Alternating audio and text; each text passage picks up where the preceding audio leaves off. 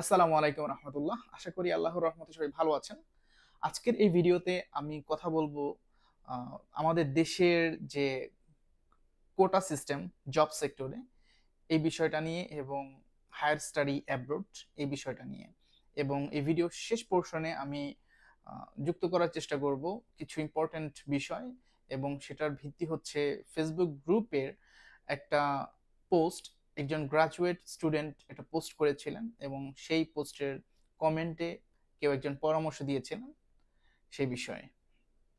তো আমাদের দেশে বর্তমানে যে বিষয়টা নিয়ে বেশি কথা হচ্ছে সেটা হচ্ছে জব সেক্টরে কোটা সিস্টেম। দেখা গেছে আমাদের প্রতি বছর লাখ লাখ গ্রাজুয়েট স্টুডেন্ট পাশ করে বের হচ্ছে, অনার্স শেষ করছে, মাস্টার্স শেষ করছে, জবে ঢোকার চেষ্টা করছে, চাকরির ইন্টারভিউ দিচ্ছে। কিন্তু সেই সাপেক্ষে কিন্তু জবের যে স্কোপ সেটা খুবই কম। মোস্ট ইম্পর্টেন্টলি সাবজেক্ট স্পেসিফিক যে জবের অপরচুনিটি সেটা আমাদের দেশে বলতে গেলে নাই, নাই বললেই চলে। যাই হোক, আমাদের দেশের যে কোটা সিস্টেম, ফ্রিডম ফাইটার মুক্তিযোদ্ধা যারা রয়েছেন তারা অবশ্যই সম্মানিত, এবং তাদেরকে যে আমরা রেসপেক্ট করি সেইটার বহিঃপ্রকাশ হিসেবে এই যে মুক্তিযোদ্ধা কোটা, এটা থাকা উচিত এবং এটা খুবই অ্যাপ্রিসিয়েটেবল। তবে সেটা 30%, এটা আসলে আমাদের দেশের সাপেক্ষে দেশের যে আহ, চাকরির চাহিদা এবং চাকরির যে অ্যাভেলেবিলিটি সেই সাপেক্ষে খুবই বেশি। আমি যতটুকু ধারণা করি এটা যদি 5%, ম্যাক্সিমাম 10% পর্যন্ত হয় সেটাই কিন্তু খুবই যথেষ্ট হয়। এছাড়া তো আরো অন্যান্য অনেক কোটা রয়েছে, যেমন নারী কোটা রয়েছে, প্রতিবন্ধী কোটা, জেলা কোটা, অনেক। সো অ্যাবাউট 60% হয়ে যায় এই কোটা সিস্টেম যদি আমি বিবেচনা করি। তো যারা প্রিভিলেজ পায় না, বা শারীরিকভাবে প্রতিবন্ধী, বা নারীর শিক্ষার একটা ইমপ্রুভমেন্ট করার জন্য, বা নারীর যে ভূমিকা সেটা জব সেক্টরে ইমপ্রুভমেন্ট করার জন্য হয়তো বা এই কোটাগুলো দেয়া হয়। আসলে 30% মুক্তিযোদ্ধা কোটা এটা অনেক বড় একটি সংখ্যা আমাদের দেশের সাপেক্ষে। যাই হোক, আরেকটা বিষয় হচ্ছে হায়ার স্টাডি অ্যাব্রোড। আমরা দেশে যারা চাকরি করছি এবং চাকরির জন্য চেষ্টা করছি, তারা অনেকেই ভাবে হয়তোবা আমি এর চেয়ে আইএলটিএস এক্সাম দিয়ে হায়ার স্টাডির জন্য দেশের বাইরে মুভ করব। আর আমরা জানি আমাদের দেশের ম্যাক্সিমাম গ্রাজুয়েট স্টুডেন্ট যারা থাকে, যারা হায়ার স্টাডির জন্য ইন্টারেস্টেড, তাদের মেইন যে ইন্টেনশন সেটা হয়তো বা রিসার্চ থাকে না। যারা একাডেমিয়াতে থাকতে চায় বা একাডেমিক ক্যারিয়ার করতে চায় সেটা ভিন্ন বিষয়, কিন্তু ম্যাক্সিমাম হচ্ছে আমরা হায়ার স্টাডি একটা গেটওয়ে হিসেবে ব্যবহার করি অন্য দেশে মুভ করার জন্য। তো সেই ক্ষেত্রে দেখা যায় আইএলটিএস এক্সাম সেটা হচ্ছে জাস্ট একটা requirement, English proficiency requirement.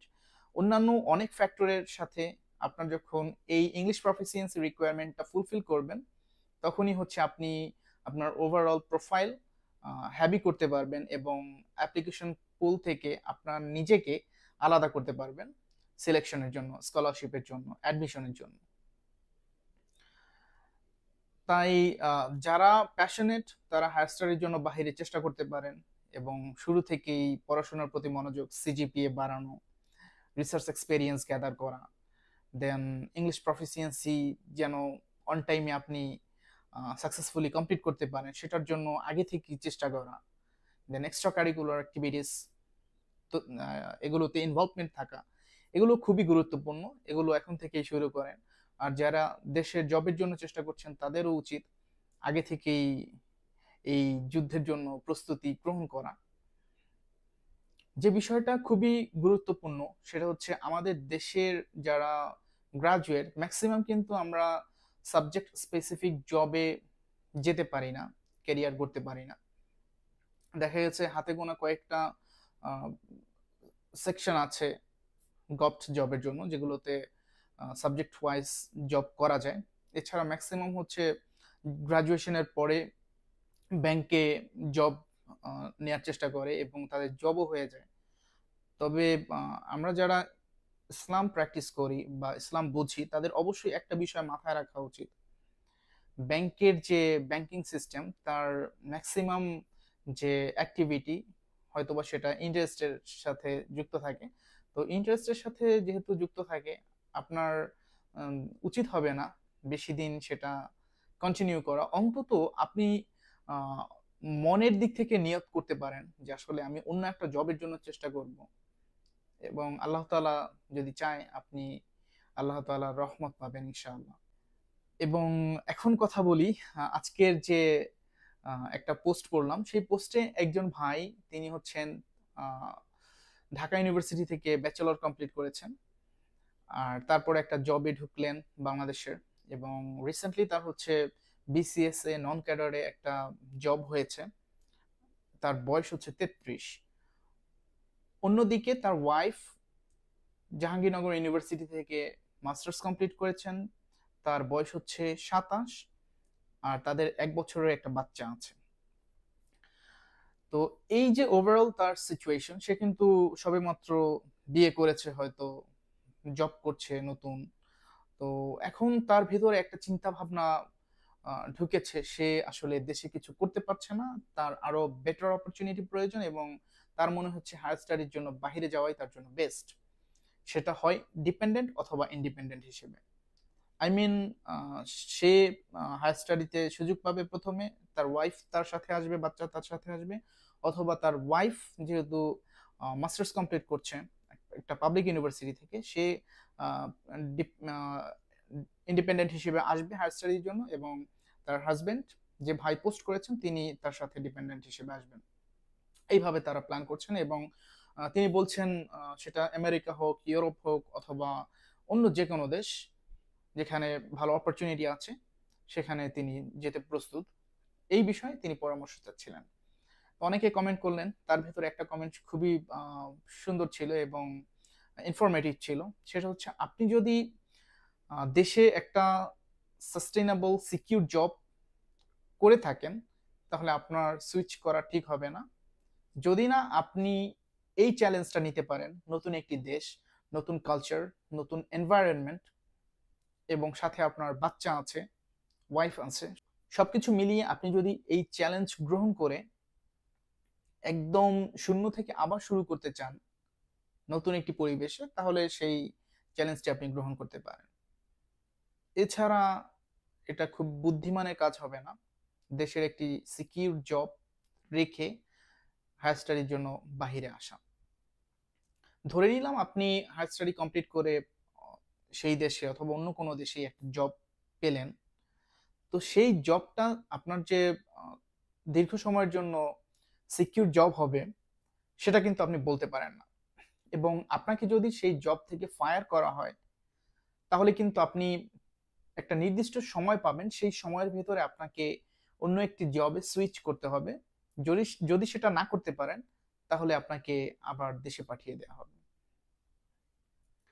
So সবকিছু বিবেচনা করে এখানে ডিসিশন নিতে হবে। জানি প্রত্যেকের ইন্ডিভিজুয়াল কেস ভিন্ন, প্রত্যেকের জীবনেরই একটা গল্প থাকে। তো তারপরেও খুবই ভেবেচিন্তে আমাদের দেশের যারা গ্রাজুয়েট রয়েছে তাদের আগানো উচিত। জবের অবস্থা আমাদের দেশে খুবই খারাপ, যার কারণে সবাই হতাশ। অনেকের সাথেই কথা হয়, অনেকে চেষ্টা করছে, আল্লাহ তাআলার কাছে দোয়া করছে, এবং যা পারছে তাই করছে। গ্রাজুয়েট হয়েছে কিন্তু সে এখন 12,000 15,000 টাকার জব করছে, সে খুবই একদম সংসার চালাচ্ছে খুবই লিমিটেড একটা ইনকামের ভেতর দিয়ে। তো এই সবকিছু বিবেচনা করে আসলে যদি আপনার মনে হয় হায়ার স্টাডির জন্য বাইরে আসা উচিত এবং এটা একটা গেটওয়ে হিসেবে ব্যবহার করতে পারবেন আপনি সেটেলমেন্টের জন্য, জবের জন্য, সেটা করতে পারেন। তবে আগে অবশ্যই ঘাটাঘাটি করে নেবেন এই বিষয়ে। সেই কমেন্টের লাস্টের দিকে একটা কথা ছিল, সেটা হচ্ছে, দূরের যে ঘাস সেটা সবসময় সবুজই মনে হয়। আসলেই সত্যি, কিন্তু এই যে প্রবাদ হোক বা এই যে একটা নীতি কথা, এই কথাটা তখনই সত্যি যদি আপনি শুকরিয়া না করেন আল্লাহ তাআলার কাছে। আপনি যে সিচুয়েশনে আছেন সেই সিচুয়েশনেই আপনাকে সন্তুষ্ট থাকতে হবে, শুকরিয়া করতে হবে, আলহামদুলিল্লাহ বলতে হবে। আর এটাই হচ্ছে মেন্টাল পিচ, মানসিক যে শান্তি, সেই শান্তি পাওয়ার একমাত্র উপায়। আলহামদুলিল্লাহ।